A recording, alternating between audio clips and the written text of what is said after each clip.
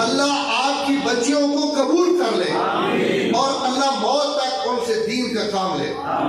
وہ قرآن پڑھائیں، وہ حدیث پڑھائیں، وہ اللہ کے دین کی خدمت کریں، اور دیہات میں ہے، ڈھوک پر ہے، جہاں بھی ہے وہ اللہ کے قرآن کی بچیوں کو ترغیب دے کہ بیٹی 2 لڑکیاں آئیں، 3 لڑکیاں آئیں، بیٹھ جا اللہ کا قرآن لے کر، قاعدہ لے کر. حضرت مولانا سلیم اللہ خان صاحب رحمۃ اللہ علیہ فرمایا کرتے تھے کسی مسجد میں، کسی گھر میں، کسی ڈھوک پر ایک بچہ بچی قرآن نورانی قاعدہ پڑھا رہے اور ایک دارالعلوم دیوبند کی مسند حدیث پر بخاری پڑھا رہا ہے. اگر دونوں کا مقصد اللہ کی رضا ہے تو اللہ کی نگاہ میں یہ ڈھوک پر پڑھانے والی قاعدہ اور شیخ الحدیث بخاری پڑھانے والا اللہ کی نگاہوں میں دونوں برابر ہیں.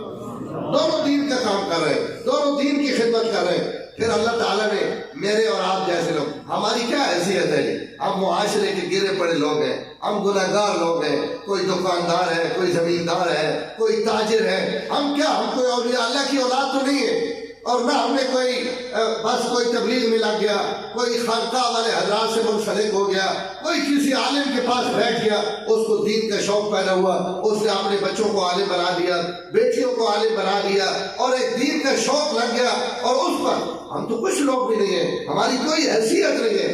لیکن اگر اللہ ہمیں اس لیے کہ ہم نے اپنے بچے دے دیے، اللہ نے ان کو قبول کر لیا اور وہ ہمارے بچی بچیاں، میں آپ کو اب کیسے سمجھاؤں کہ آپ کی بچیوں نے جو اس مدرسے میں بیٹھ کر بخاری شریف پڑھی ہے، مسلم شریف پڑھی ہے، ترمذی پڑھی ہے، ابن ماجہ پڑھی ہے، سنن کی کتابیں پڑھی ہے. یہ کوئی معمولی کتابیں نہیں ہیں. پورا علم علماء نے لکھا قرآن اور حدیث یہ جڑ ہے. قرآن جڑ ہے تمام علوم کی، اور حدیث اوپر تنا ہے، اور باقی جتنے علوم ہیں وہ سب ان کے پھل شاخیں، پھل پھول ہیں. اصل علوم نبوت اور علوم الہیہ وہ قرآن اور حدیث ہے. علامہ ابن عربی بہت بڑے فقیہ گزرے ہیں، مالکی فقہ کے ساتھ ان کا تعلق تھا. انہوں نے جمع کیے ہیں کہ دنیا بھر میں اسلامی علوم کتنے ہیں. اس وقت انہوں نے جو جمع کیے، انہوں نے کہا 700 علوم ہیں دنیا میں، اور وہ 700 علوم شرع ہے 2 علموں کی، اور وہ 2 علم ہے قرآن اور حدیث. کہ قرآن اور حدیث کی شرع 700 علوم دنیا میں، وہ سب اس قرآن اور حدیث کی خدمت کر رہے ہیں. اور آپ حیران ہوں گے، آپ کی بچیوں نے جو حدیث پڑھی ہے، آپ کی بچیوں نے جو علوم حاصل کیے ہیں، آپ کی بچیاں جس علمی سمندر سے گزری ہیں، وہ کتنی عظیم دولت ہے جو صرف امت مسلمہ کے پاس ہے. دنیا میں کسی قوم کے پاس، کسی مذہب کے پاس، کسی ملت کے پاس، ان کے پاس تو نبی کا کچھ بھی محفوظ نہیں ہے. آپ پوری دنیا کی یہودیت کے پاس جائیں، عیسائیت کے پاس جائیں، دنیا کے جتنے مذاہب ہیں آپ ان کے پاس جائیں، ان سے پوچھیں کہ حضرت آپ جو اتنے بڑے یہودیوں کے عالم ہیں، مجھے حضرت موسیٰ علیہ السلام کے حالات چاہیے، مجھے حضرت موسیٰ علیہ السلام کے ارشادات چاہیے. حضرت موسیٰ نے جو کچھ فرمایا ہے وہ کیا ہے؟ مجھے کوئی کتاب بتائے جس میں حضرت موسیٰ کے ارشادات ہوں، حدیثیں ہوں، اور ان کے فرمائے ہوئے جملے ہوں. مجھے حضرت عیسیٰ علیہ السلام کے متعلق بتا دیں. میں اللہ کے گھر میں بیٹھا ہوں، ان علماء کی موجودگی میں پوری ذمہ داری سے کہہ رہا ہوں، آپ جہاں بھی چلے جائیں آپ کو کچھ بھی نہیں ملے گا، کچھ بھی نہیں ملے گا سوائے ان باتوں کے جو باتیں قرآن اور حدیث نے یا ہمارے نبی نے بیان کی ہے. حضرت موسیٰ کے متعلق، حضرت عیسیٰ علیہ السلام کے متعلق. عیسائیوں کے پاس میں آپ کو ایک مثال دیتا ہوں، اگر آپ میری بات سن رہے ہیں تو آپ کو مزہ آئے گا. حضرت عیسیٰ علیہ السلام کی اس وقت دنیا میں 4 کتابیں ہیں، 4 انجیلیں ہیں، ان کے 4 شاگردوں کی طرف منسوخ 4 انجیلیں ہیں جو اس وقت دنیا میں رائج ہیں اور عیسائیوں کے پاس موجود ہیں. اور وہ انجیلیں کیا ہیں؟ سب سے پہلا شاگرد جس نے انجیل لکھی ہے وہ حضرت عیسیٰ علیہ السلام سے 150 سال بعد پیدا ہوا ہے. اس نے حضرت عیسیٰ کو نہیں دیکھا. توجہ، پوری توجہ، میں آپ کا وقت نہیں لوں گا. عیسیٰ علیہ السلام کو اس نے دیکھا؟ ملاقات نہیں، کوئی ملاقات نہیں، کوئی زیارت نہیں، کوئی ملاقات نہیں. اور اس کے بھی 150 سال بعد وہ ایک کتاب لکھ رہا ہے کہ حضرت عیسیٰ علیہ السلام نے یوں فرمایا، حضرت عیسیٰ علیہ السلام نے یوں فرمایا. پھر ان 150 سالوں کے درمیان میں کوئی سند بھی نہیں ہے کہ جناب آپ تو پیدا ہی 150 سال کے بعد ہوئے ہیں یا 150 سال کے بعد آپ کتاب لکھ رہے ہیں، تو آپ کے اور حضرت عیسیٰ کے درمیان کوئی واسطے بھی تو ہوں گے۔ آپ نے اپنے ابا جی سے سنا ہوگا، دادا جی سے سنا ہوگا، پردادا جی سے سنا ہوگا، یا آپ کا فلاں استاد ہے، اس استاد نے فلاں سے سنا، فلاں نے فلاں سے، اور پھر وہ حضرت عیسیٰ تک پہنچا۔ کوئی سند نہیں، کوئی سند نہیں ہے، بس انجیل میں لکھا ہوا ہے جی۔ چلو یہ بھی ہم نے مان لیا کہ آپ نے حضرت عیسیٰ علیہ السلام کے نام پر ان کی آپ نے کتاب جمع کی، آپ نے ان کے حالات جمع کیے۔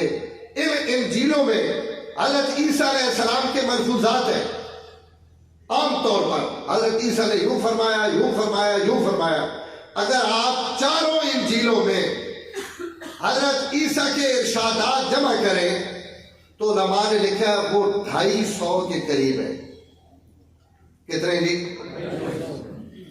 250 کے قریب ارشادات ہیں جو حضرت عیسیٰ علیہ السلام کے جمع کیے گئے 200 سے 250۔ یعنی اگر ہم اس کو حدیث کا نام دے دیں اور ارشادات کا نام دے رہا ہوں میں، ارشادات ملفوظات حضرت عیسیٰ کی حدیثیں، تو وہ کل اقوال بنتے ہیں 200 سے 250۔ یعنی پوری عیسائیت کے پاس اس وقت حضرت عیسیٰ کے ارشادات میں 200 سے 250 ارشادات ہیں۔ اب آپ اپنے نبی کو دیکھیں اور نبی کے ساتھ اس امت کا تعلق دیکھیں۔ ہمارے اندر 1000 کمزوریاں ہوں گی، نماز میں کمزور، روزے میں کمزور، تقوی میں کمزور، پرہیزگاری میں کمزور، گناہوں میں لدی ہوئی ہے، لیکن ایک بات یاد رکھنا، یہ علماء کرام جنہوں نے علوم الہیہ کے ساتھ اور جنہوں نے قرآن اور حدیث کے ساتھ اپنا تعلق بنایا، اپنی زندگیاں کھپائی، انہوں نے صرف قرآن اور حدیث کی حفاظت نہیں کی ہے، انہوں نے حضور کے دین کو اور حضور کے ارشادات کو بچانے کے لیے امت کے اندر نئے علوم پیدا کیے۔ کئی علم ایسے ہیں جو جن کا دنیا میں وجود ہی نہیں تھا، اس امت کے علماء نے وہ نئے علوم ایجاد کیے ہیں اور وہ اس کے اصول اور فروع بنا کر امت کو دیے ہیں۔ یہ اس امت پر، اس امت کے علماء کا احسان ہے۔ آپ کی یہ جرح اور تعدیل ایک علم ہے، حدیث میں پتہ کوئی مشکل باتیں نہ آ جائے میں آپ کو سمجھا نہ سکوں۔ جرح اور تعدیل، یہ جو آپ کی بچیوں نے حدیثیں پڑھی ہیں، یہ ہر حدیث کے پیچھے راوی ہے۔ مولانا زین العابدین نے اگر حدیث پڑھائی ہے تو اس طرح نہیں کہ ایک بندہ سوراب والا میں آ گیا اور اسے کہا جاؤ جی میں تمہیں حدیث پڑھاتا ہوں، اس طرح مدارس میں حدیث نہیں پڑھی جاتی۔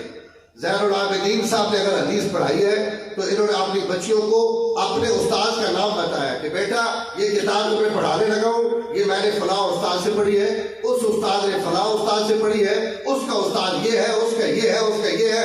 حضور صلی اللہ علیہ وسلم تک یہ سارے درمیان میں واسطے موجود ہیں اور ان واسطوں کے ذریعے آگے علم حدیث منتقل ہو رہا ہے۔ میں بات لمبی ہو جائے گی اور پھیل جائے گی، میں آپ کو یہ بھی بتا دوں کہ حدیث اور سند یہ تو بہت بڑی بات ہے۔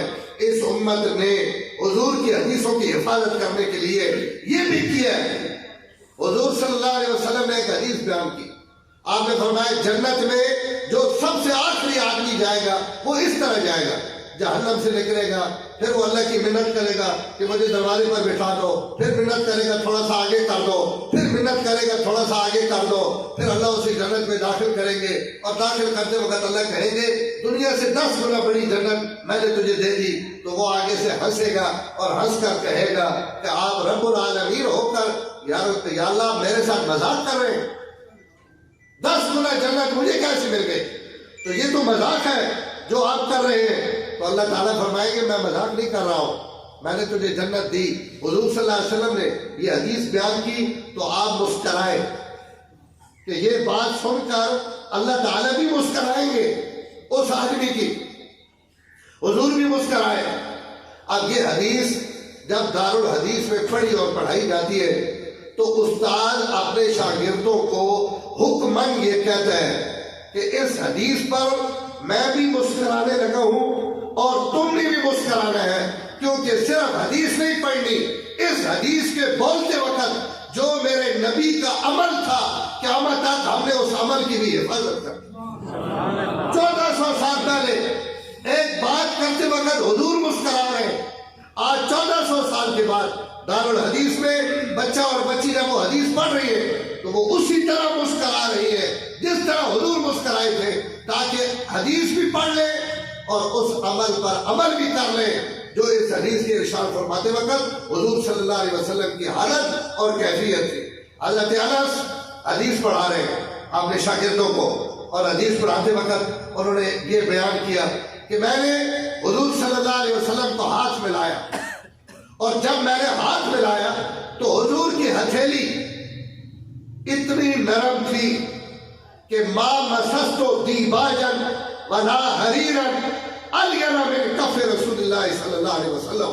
میں نے دنیا میں آج تک کوئی ایسا ریشم اور ایسا دیباج بھی نہیں دیکھا جو اتنا نرم ہو جتنی حضور کی ہتھیلی نرم تھی. ریشم سے بھی حضور کی ہتھیلی بہت زیادہ نرم تھی.